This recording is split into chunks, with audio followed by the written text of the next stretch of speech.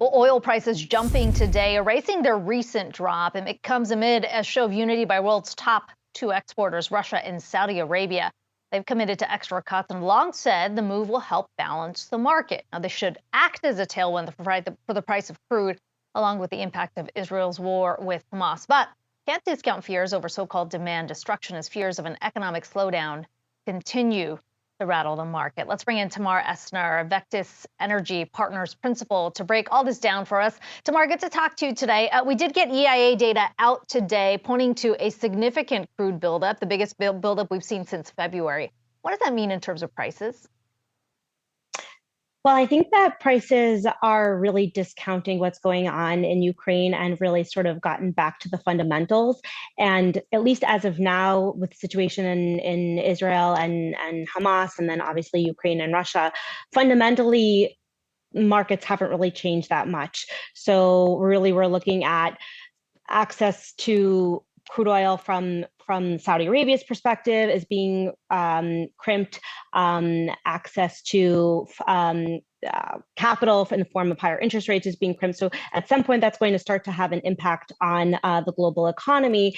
And you're starting to see that in the US and other countries around the world, demand is slowing down. And as a result of that, to your point, Akiko, inventories are building up.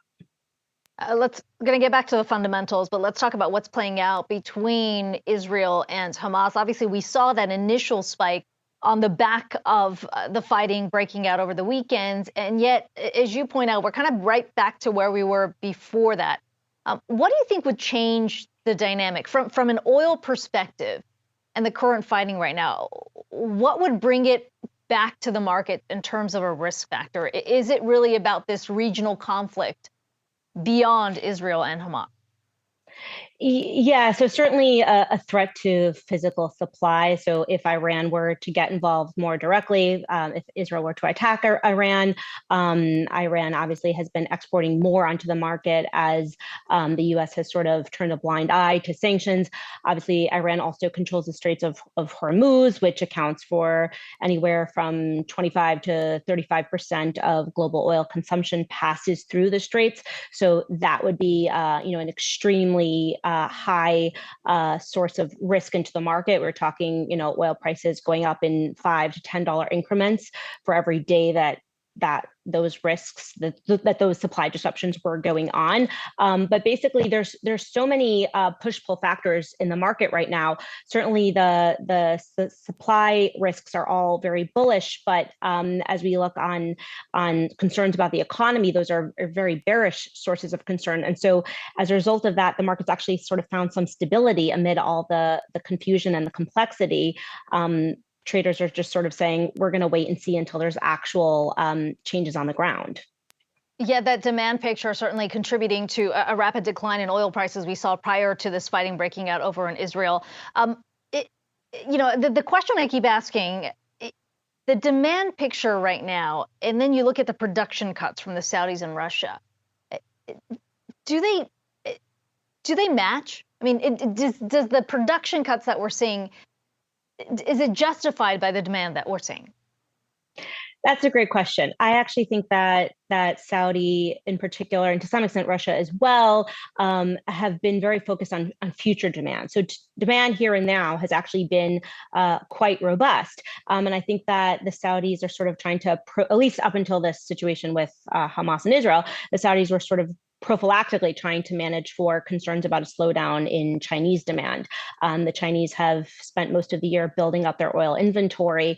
And so even if there is just a mild slowdown in China, they have plenty of domestic inventories to draw off from, so they don't really have to be importing as much oil, and that would sort of lessen oil imports and sort of put a lid on oil demand. So I think, to your point, actually demand, in the here and now has actually been quite good.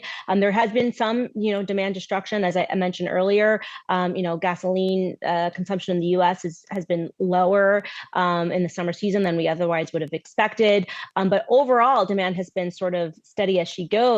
And I think that Saudi has not been happy with the oil prices despite that. And so they've sort of tried to get ahead of what they see as potential problems next year by cutting oil production now.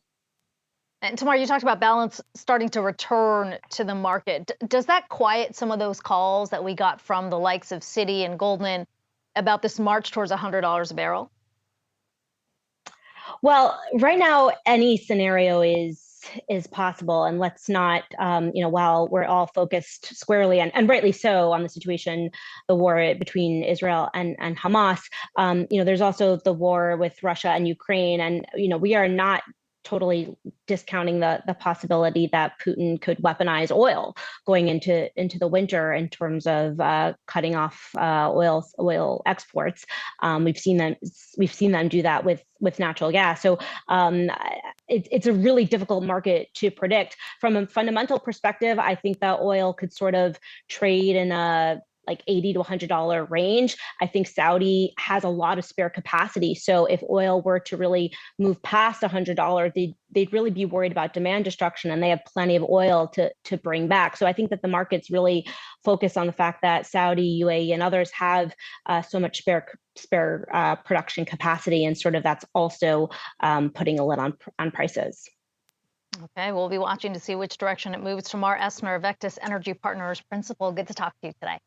Thank you, Akiko.